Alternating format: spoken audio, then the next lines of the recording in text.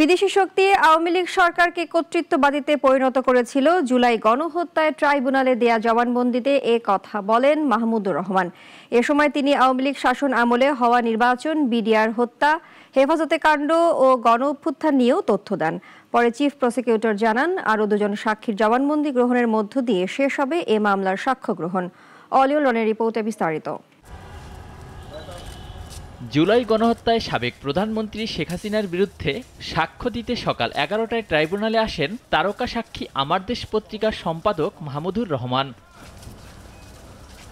এ মামলার ৪৬তম সাক্ষী হিসেবে সাক্ষ্য দিতে বেলা 11টা 23 মিনিটে ট্রাইব্যুনালের কাঠগড়ায় দাঁড়ান তিনি। শুরুতেই আদালতে তুলে ধরেন আওয়ামী লীগ সরকারের কর্তৃত্ববাদী হয়ে ওঠার উত্থান, বিকাশ ও পতনের প্রেক্ষাপট। এ সময় তিনি জানান, বিদেশি শক্তি আওয়ামী লীগকে স্বেচ্ছাচারে পরিণত করেছিল।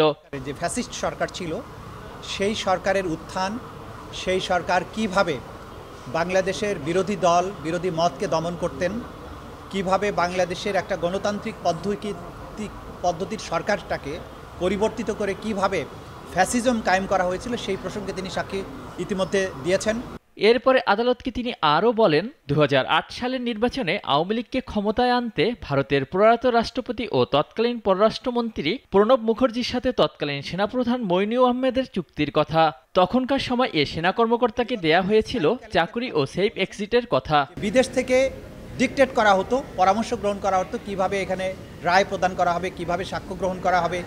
প্রসিকিউশনের সাথে জাজদের যে অনৈতিক আতাত, সেই প্রসঙ্গগুলো এখানে উঠেছে।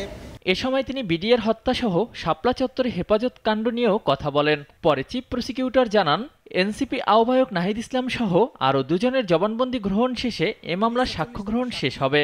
তার সাক্ষ্য গ্রহণ শেষ হওয়ার পরে আমরা আশা করছি আর 2-1 সাক্ষ্য প্রদান করার মাধ্যমে এই মামলার সাক্ষ্য গ্রহণ সমাপ্ত হবে এবং সাক্ষ্য গ্রহণ সমাপ্ত হলে বিচারের যে নিয়মতান্ত্রিক যে প্রক্রিয়া আছে, সেই প্রক্রিয়ায় বিচারটি সমাপ্তির দিকে ধাবিত হবে।